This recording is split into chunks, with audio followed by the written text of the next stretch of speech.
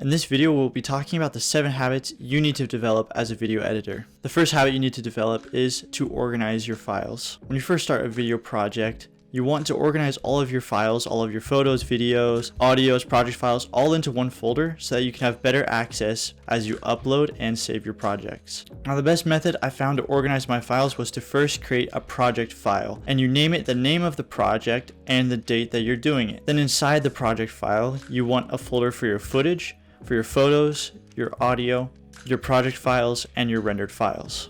If you have your files organized, you'll make the editing process easier and make your project files easier to access in the future if you ever need them. The second habit you need to develop is to import your entire folder into your editing software. When you do this, you have all of your project files all in one place, and you don't have to keep going back to your files or your Finder, whatever system you're using, and just drag each one individually. If you have the entire folder in your editing software, you can easily just drag it right into your timeline. This will save a lot of time and make your life so much easier. Now, the third habit is the actual editing process, what we do on the timeline. Now, once you have all of your footage on your timeline, what you're going to want to do is cut your footage to find the most best, interesting parts of your video. And you're going to want to cut out any empty space, like any ums, any breathing, any moments where you're just staring off into space or you're thinking. You want to cut those out and get the best parts of your footage clipped together. Once you have all of your valuable points in your timeline and all of the extra junk cut out, you can delete the rest of the footage that you have. If you start with a 17-minute video, after the editing process, your video might be 3 minutes long, but that's totally okay. Your video will flow a lot better and be a lot more entertaining and engaging to watch. And the fourth habit is important, and I only just learned this recently. After you've made your initial edit and you've cut down your video, you want to save your project and then duplicate it, and then name the new duplicate version 2. Every time you make a significant change in your project, you want to duplicate it and version it. If you're far down in the editing process and you find out that you like the previous project version you had before, you can go back, create a duplicate of that project, and keep editing. And this will save any mistakes that you made before.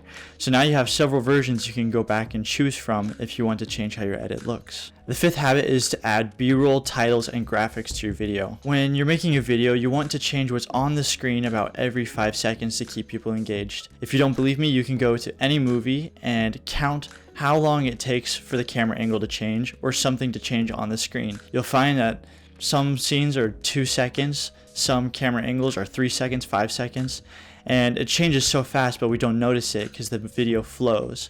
And it keeps people engaged and keeps people watching for a full 2 hours. Now, if you want to keep people engaged for your video that's just a few minutes long, just add titles, graphics, and B-roll. The sixth habit is shooting B-roll. The goal for this is to creatively communicate visually what you're talking about.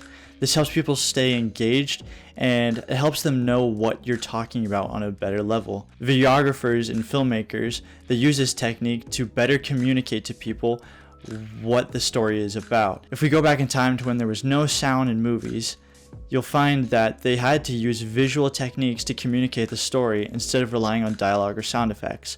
Now, we as people in this day, we can use both. We can use sound effects, we can use dialogue, and we can use visuals to effectively communicate what we're trying to communicate.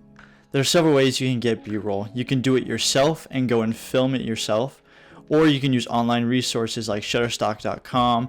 I use 2 sites which actually produces free stock footage. It's called Pixabay and Pexels. These 2 sites are really good if you're on a budget and can't really spend a lot of money on all of the videos you need for your video. It's really fast. You just type in what you need or what kind of video you want to go over your video, and it will give you a bunch of results you can choose from. Now, the 7th and final habit is to watch your video several times over.